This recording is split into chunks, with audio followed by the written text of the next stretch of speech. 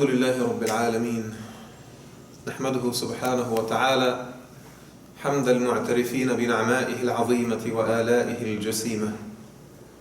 لك الحمد يا ربنا كله ولك الشكر كله وإليك يرجع الأمر كله علانيته وسره. إنك على كل شيء قدير. لك الحمد أنت أحق أن تحمد ولك الشكر أنت أحق أن تشكر وأنت على كل شيء قدير. وأشهد أن لا إله إلا الله وحده لا شريك له، وأشهد أن محمدا عبد الله ورسوله وصفيه من خلقه وحبيبه، أرسله ربه بالهدى ودين الحق بشيرا ونذيرا وداعيا إلى الله بإذنه وسراجا منيرا، ففتح الله به أعينا عميا وآذانا صما وقلوبا غلفا، وكان رحمة للعالمين وحجة على الناس أجمعين. اللهم صل وسلم وزد وبارك على محمد وآله وعلى أصحابه وأتباعه ومن اهتدى بهديه وعمل بسنته إلى يوم الدين، وارض عنا معهم بفضلك وكرمك يا أرحم الراحمين. اللهم آمين.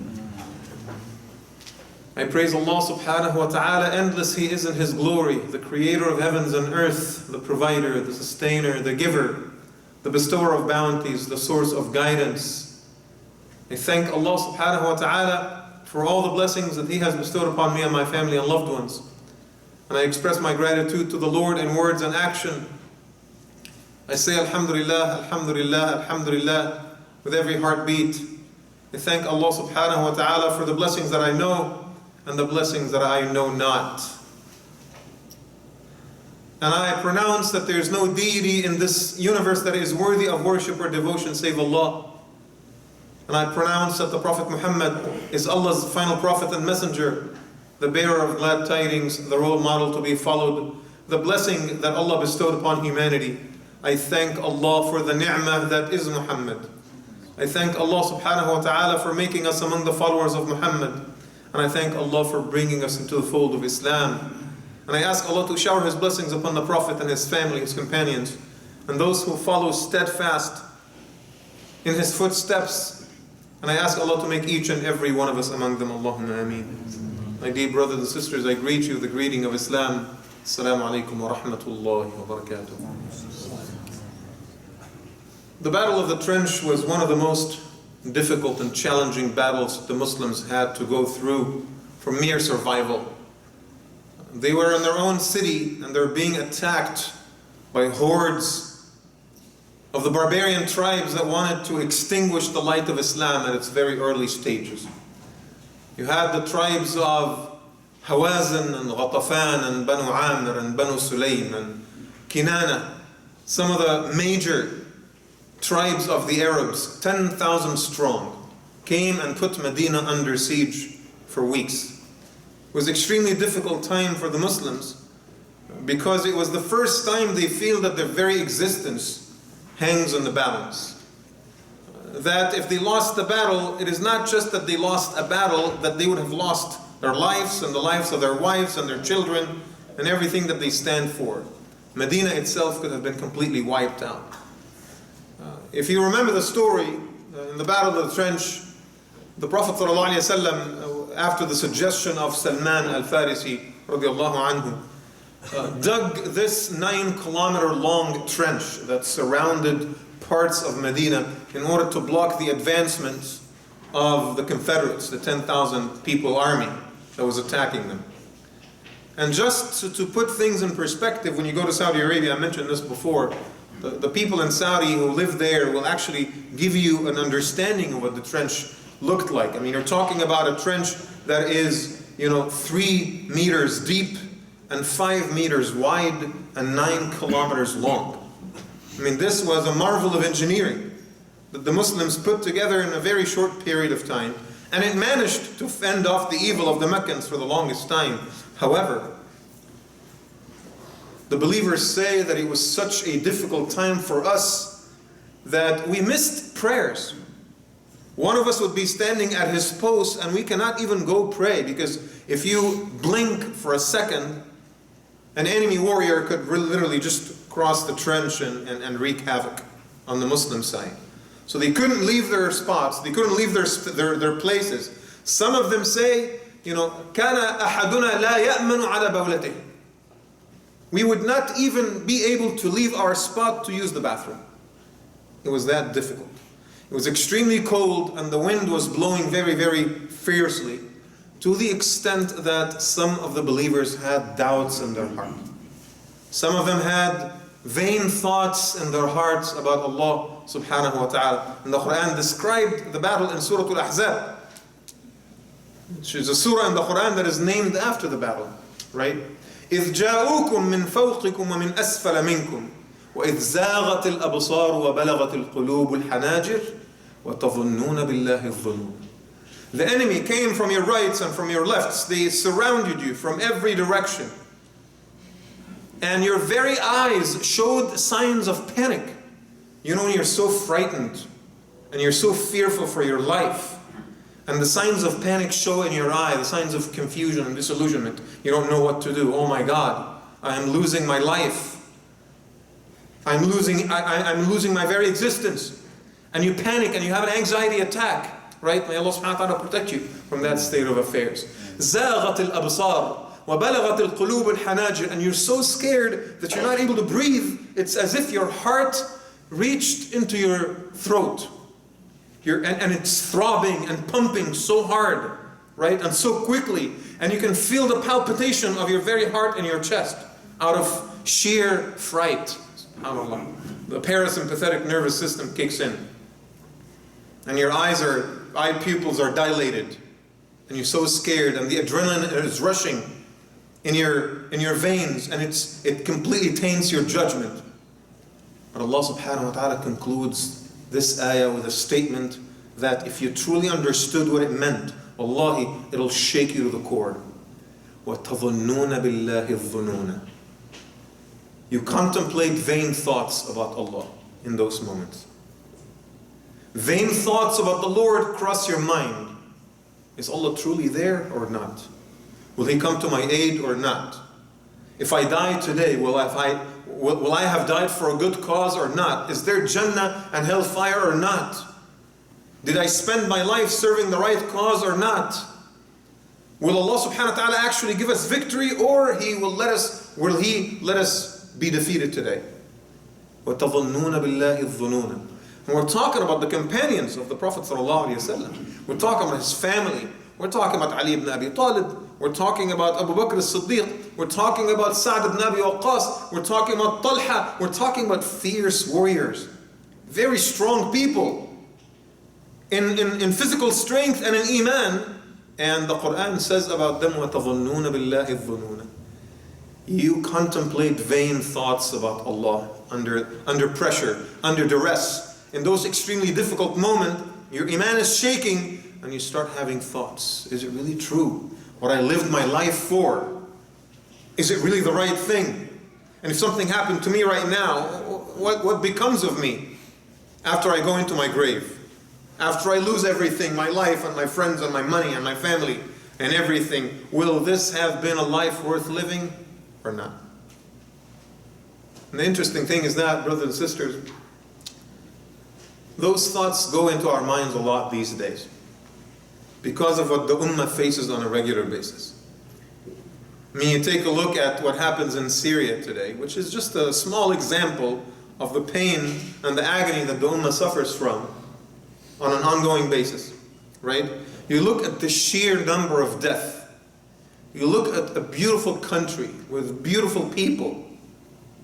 Half of them are displaced. Most of the country has been completely destroyed. You look at the incidents of people drowning at sea. You look at the fright and the fear in the eyes of children, mothers, parents, and who are incapable of protecting their own families and their own kids. I mean, the hardest thing on a man is to feel that you are unable to protect your own children. That's the most difficult thing. Life itself after that doesn't matter to you anymore. You will embrace death with an open arm. If you cannot protect your kids, what good is life? Thousands and thousands of families in Palestine, in Syria, and in Iraq and in other places around the world, right now as we speak, they're incapable of protecting their own children. You go to Afghanistan, you cannot protect your kids, just depending on where you are. Something could happen to you. And that shakes our faith. It makes us feel like the world is coming to an end. It makes us question Allah subhanahu wa ta'ala. It makes us feel like, this ummah, where is it headed? Where is our ummah headed? What becomes of us? We have become like a meal on a table, and wealthy men are feasting on our flesh.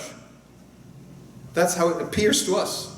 We are just food for those monsters who are feasting. Those beasts that feast on the chest, on the flesh of our women and our children and our men. Right? It's a feeling of degradation. It's a feeling of humiliation. It's a feeling that it doesn't matter anymore. And we have all these waves, right, of Iraqi and Syrian and Afghan refugees coming into town.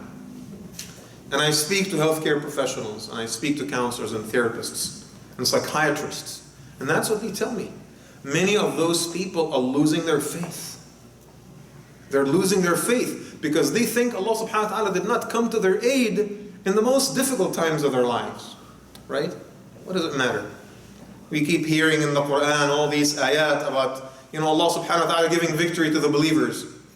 And we were torn to pieces in a proxy war between the US and Russia, and another proxy war between Saudi Arabia and Iran. We just happen to be there in that international game of geopolitics. We just happen to be there. It's not about us. It's about those powerful leaders who are playing a chess game, and we're just pawns. وَتَظُنُّونَ بِاللَّهِ الظُّنُونَ. You contemplate vain thoughts about Allah subhanahu wa ta'ala when you are under so much pressure. You contemplate negative thoughts about the Creator and about your own faith and about your own Iman and about Islam and about the Quran and the validity of Islam itself when you're under so much duress. It's not just us, it is the companions as well. وَتَظُنُّونَ بِاللَّهِ الظُّنُونَ. A high school student talked to me under so much pressure from his parents last week. Completely losing his faith. Very, very scared. Wants to change his name. Why? Because he heard of the anti-Muslim protests that are happening around the country. What's the point? He says. What's the point of being a Muslim? What's the point of praying and turning my face to Allah 5 times every day? What's the point of being an observant Muslim and fasting? What's the point of avoiding things that are haram? What's the point of giving sadaqah? What's the point of being kind and nice and loving? What's the point of looking to the hereafter? When after doing all of those things, some jerk somewhere who is completely ignorant about Islam can come to the masjid after Jum'ah and protest and just kill some people, and I could be one of them. What's the point? See? Dhann. وَتَظُنُّونَ بِاللَّهِ الظُّنُونَ. When you are under so much pressure, you contemplate vain thoughts about Allah subhanahu wa ta'ala. You contemplate bad thoughts about Allah subhanahu wa ta'ala.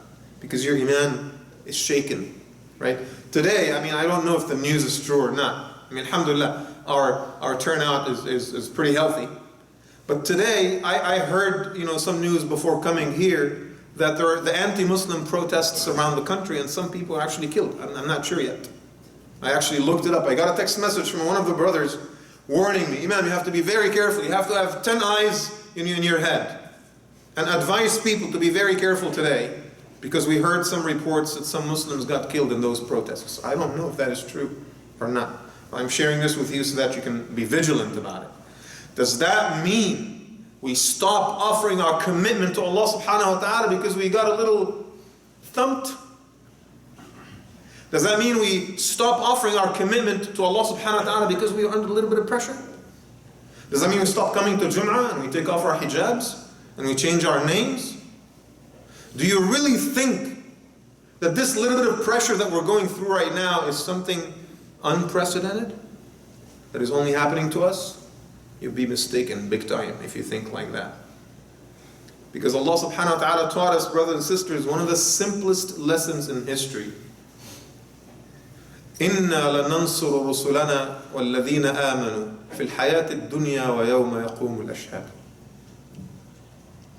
We will give triumph to our messengers and the believers in the life of this world and the hereafter.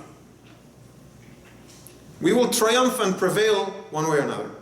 The challenge is that we don't look at the macro picture, we look at the micro picture. Someone was hurt over here. Someone was killed over there. A generation is hurting.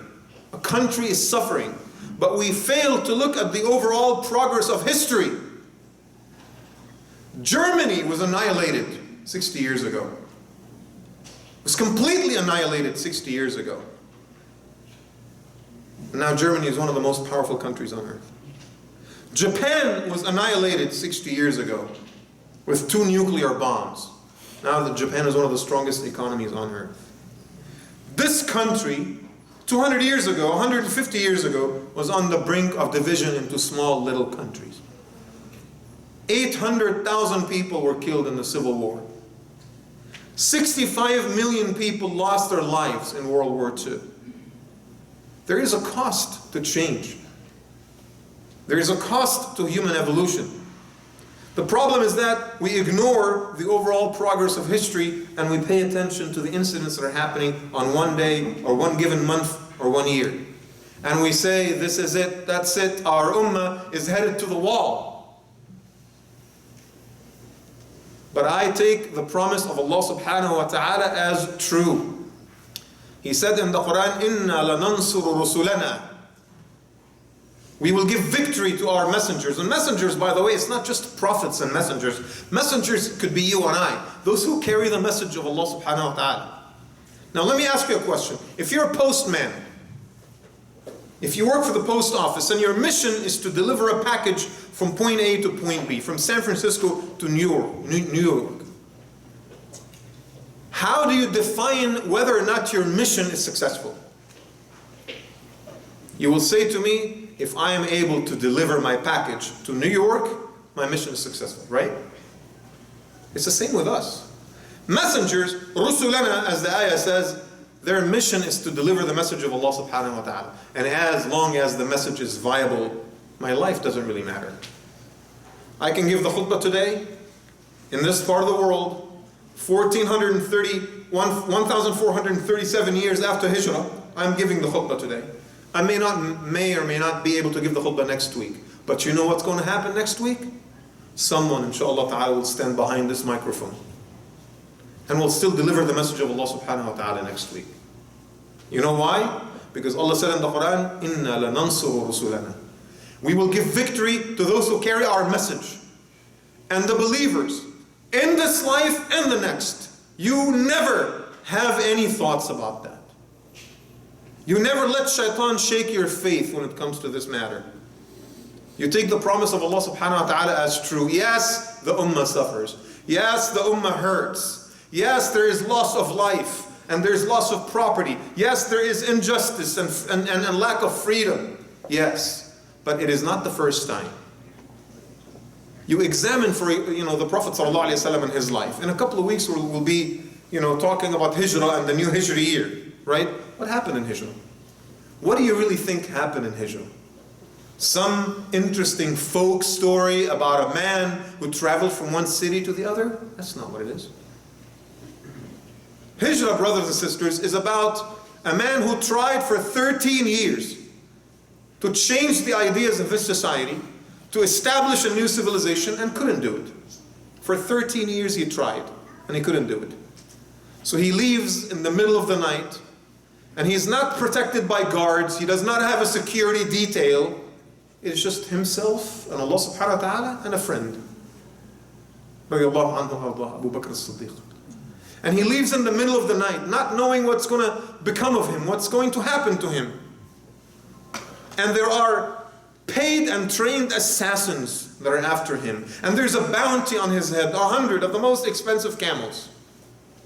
And he seeks refuge in a very, very tiny little cave. And he hides in the corner. And the people of Mecca and Quraysh, they come and they peek inside.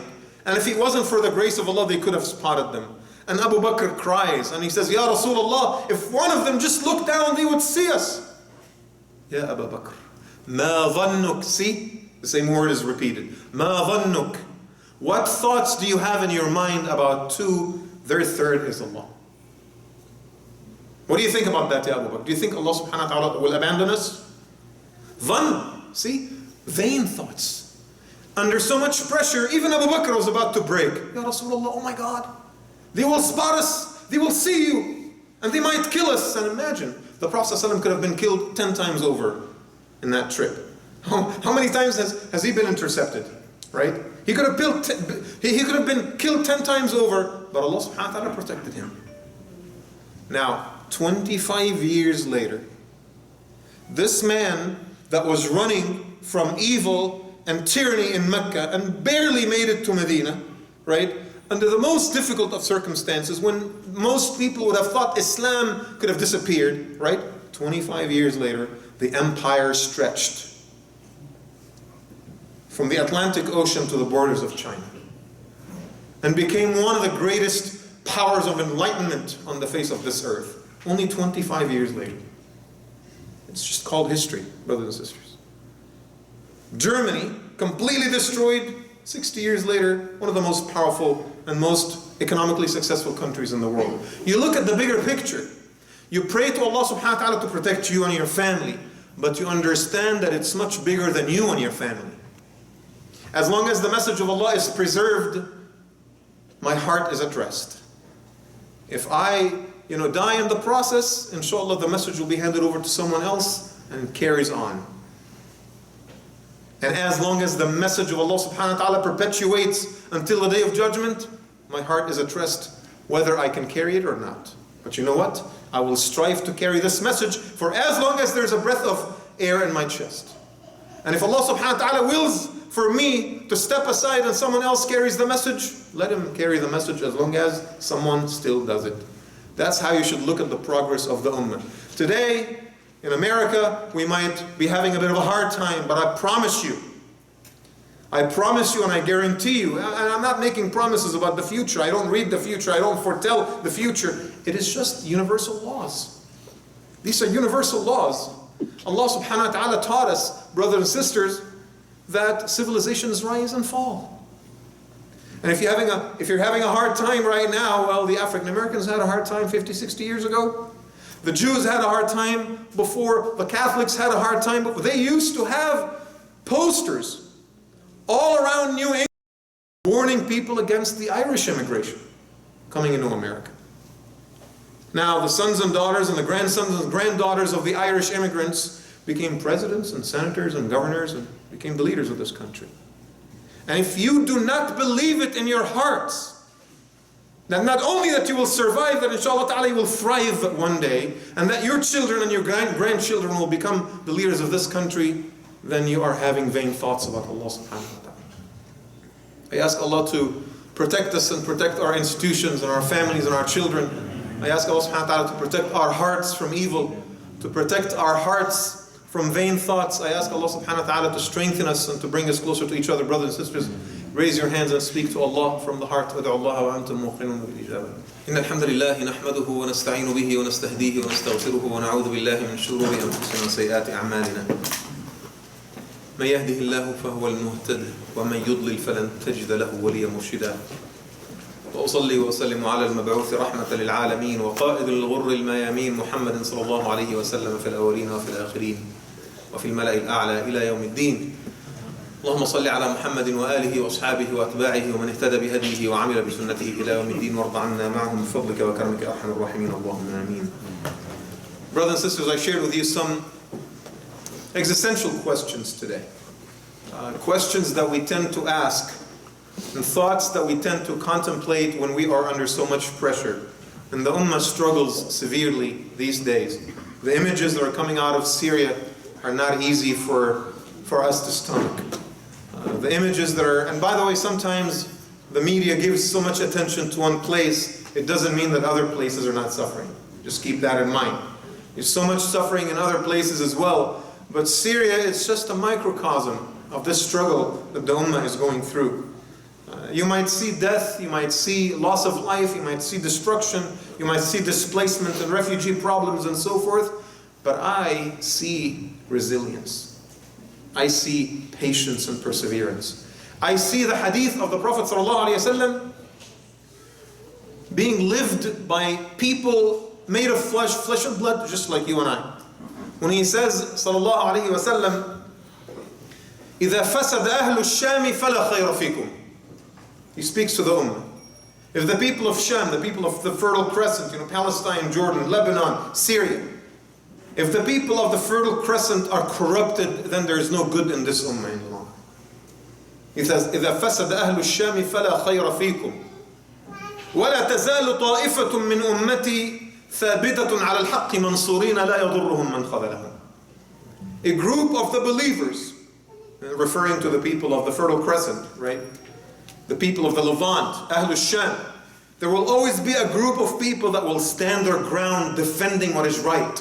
Until the day of judgment, I will give them victory, even if everyone disappointed them. SubhanAllah. That's what I always hear, especially from the Syrians. In this day and age, they always tell me, we are disappointed because everyone just left us. Everyone gave up on us. There's no help coming anymore. Our very brethren have turned their swords against us. They've turned their guns against us, right? The Russians, the Americans, the Europeans, even Turkey is just sitting there literally for a while doing absolutely nothing, right? But I see those brothers and sisters that are still in the trenches today, right? Defending their existence, defending their values. I'm not talking about extremists. I'm talking about the average, simple men of that country who are just trying to protect their own families, right? I see them going against the regime, going against extremist groups, going against ISIS and the Nusra Front, going against America and going against Russia and Russian troops, and subhanAllah still making advancements and still holding their ground. What kind of miracle is that? You might see loss of life and defeat. Wallahi, brothers and sisters, I see victory. I see triumph from Allah subhanahu wa ta'ala, because that's an inspiration for us. And something that we can never, you always look at the cup half full and not half empty. It could have been a lot worse. If it wasn't for people that, as the Prophet ﷺ discussed in the hadith, if it wasn't for people who don't care about other people's opinions, who don't care about whether they're getting aid or not, they're still doing the right thing. If it wasn't for that, that country would have been annihilated a long time ago, and with it, our very spirit. There's an ayah in the Quran, in Surah Al-Anfal, because I was getting this text message this morning, right? The brother telling me, Imam, you have to be very careful today because of the anti-Muslim protests, right? Make the khutbah shorter, just wrap it up. So we can go home early and just be very vigilant. I know other places around the country, they cancel Salat al-Jum'ah. They just canceled it because they're scared. Anti-Muslim protests, crazy people coming with their brandishing their automatic weapons. I mean, it's not a pleasant sight, right? But the interesting thing is that the Quran talks about a very, very similar thing, about a group of believers who were forewarned by others that the enemy is too huge for you to stand your ground. الذين قال لهم الناس إن الناس قد جمعوا لكم فاخشوهم. People came to them and said, oh, the enemy has gathered their troops and their forces. You need to be scared of them. Did they get scared? Allah subhanahu wa ta'ala answered in the ayah, فَزَادَهُمْ إِيمَانًا. It only increased their iman. وَقَالُوا حَسْبُنَا اللَّهُ وَنِعْمَ الْوَكِيلُ. They said, Allah subhanahu wa ta'ala is the strong entity that we depend on. حَسْبُنَا اللَّهُ وَنِعْمَ الْوَكِيلُ. And He is the strongest of supporters. فَانْقَلَبُوا بِنِعْمَةٍ مِّنَ اللَّهِ وَفَضْلٍ. When they stood their ground and they were strong and patient, when they persevered, they prevailed. And Allah blessed them. لَمْ يَمْسَسْهُمْ سُوء. They were not even harmed. وَاتَّبَعُوا رِضْوَانَ اللَّهِ. And they got themselves basically ingrained and blessed in the bounties of Allah subhanahu wa ta'ala afterwards. And I always want to, inshallah, to make sure that you guys understand this. Fear and hiding achieves absolutely nothing. You put yourself in further jeopardy when you hide. You put yourself in harm's way when you hide. I always say, when times are difficult, when there is anti-Muslim sentiment, when there's a lot of Muslim bashing, right? The anti-Muslim industry, by the way, in this country is about $75 million a year. A lot of people are making a good amount of dough every year out of attacking you and I, right? This is an economy that is driven by interests. And when there is money to be made in anything, some people are just going to jump in and make money. That's how America is. So don't take it personally. I know it's very difficult. Don't take it personally. They don't really hate you. They just want to make money. And you happen to be an object in the course of them making money. It's all right. Don't take it personally. This is just how America is. And that will help you, overcome the pain and the suffering and the struggle. When you don't take it personally, it's okay. Inshallah, we're going to get over this, right? $75 million a year are made when you and I are attacked, right? So don't take it personally. It just happens. But the point is, brothers and sisters, in times like these, the solution is not to hide and change your name. The solution is to be more aggressive about your identity. The solution is to go to, if you haven't been talking to your friends and your colleagues and your classmates, the solution is to go talk to them now. Now is the time to talk to them. If you have worked at a place for 5 years and nobody even knows that you're Muslim, now is the time to tell them that you're Muslim. If you have been going to school for quite some time and you have friends and they don't know you're Muslim, now is the time. Now is the time to express your identity as Muslim. Do you think that the Jewish community was able to survive anti-Semitism in this country by hiding and changing their last names? They did the exact opposite. Everywhere a Jewish person goes, they have to let people know that they're Jewish. Jewish doctors, Jewish comedians, Jewish attorneys, Jewish bankers, they carry their Jewishness with them everywhere they go. Why don't we do that? And the more people know you, and they know what you stand for, and they know your values, they will give the lie to the sentiment, and they will give the lie to the rumors, and they will believe you, because they know you. Most Americans, I think they say 75%, say in the surveys that they don't know any Muslims. Wallahi, that's a shame. Because you know what? They know Muslims. They're just not telling them that they're Muslims. Odds are their doctor is a Muslim, their banker is a Muslim, the teacher at school is a Muslim, their neighbor is a Muslim, someone in their circle is a Muslim, but they're just not talking about it. So they think that Muslims and Islam is just this crazy thing that comes from a different planet or something. It's not their neighbor. But if they learn that their neighbor is Muslim, it becomes much easier on them to consider that you're a human being. Be proactive and be strong about it. This is the time to stand up for who you are and to demonstrate your identity and to project it in the most noticeable ways. Not being so aggressive in the sense that you're shoving it down people's throats either. Not in the sense that you're being arrogant about it. No, you have to do it with humility, with love, with compassion, right? But you have to make it known that you're Muslim. This is the time to do that. I ask Allah subhanahu wa ta'ala to protect our children and families. I ask Allah subhanahu wa ta'ala to protect our masajid and institutions, to protect our ideas and vision, to protect our hearts and intentions. I ask Allah subhanahu wa ta'ala to help us live Islam and the spirit of Islam in this part of the world. I ask Allah subhanahu wa ta'ala to bring relief to our brothers and sisters that struggle with tyranny and injustice and war all around the world and right here at home. I ask Allah subhanahu wa ta'ala to make the Muslim community a community of goodness and righteousness and piety. I ask Allah to make each and every one of us a torch of light that brings guidance into the lives of others. I ask Allah subhanahu wa ta'ala on this beautiful day to forgive us our sins and to establish us with firmness on His path. I ask Allah subhanahu wa ta'ala for those who hate Islam and Muslims, I ask Allah to fill their hearts with enlightenment, to fill their hearts with. I ask Allah subhanahu wa ta'ala to make us instruments in that education and in that learning process. I ask Allah to give all of us the patience and the perseverance and the strength to demonstrate Islam in the most loving ways possible, to our brothers and sisters in this society. I ask Allah subhanahu wa ta'ala to fill our hearts with the love of the Prophet ﷺ, the Quran, and Allah subhanahu wa ta'ala on this day. I ask Allah as He gathered us here in this shape and form as brothers and sisters, that He will gather all of us in His Jannah on the day of judgment. Allahumma ameen. Allahumma laka alhamdu kama yanbaghi li jalali wajhika wa azimi sultanik.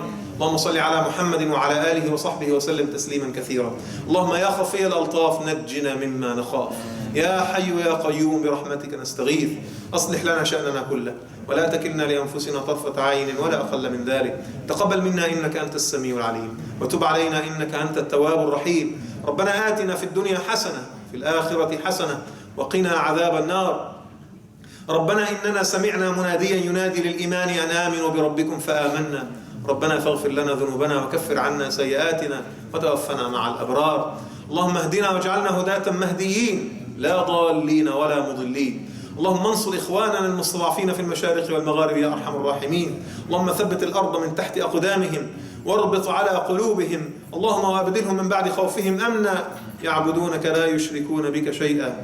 اللهم اهدنا واهد بنا واجعلنا يا ربنا من عبادك الصالحين المهديين.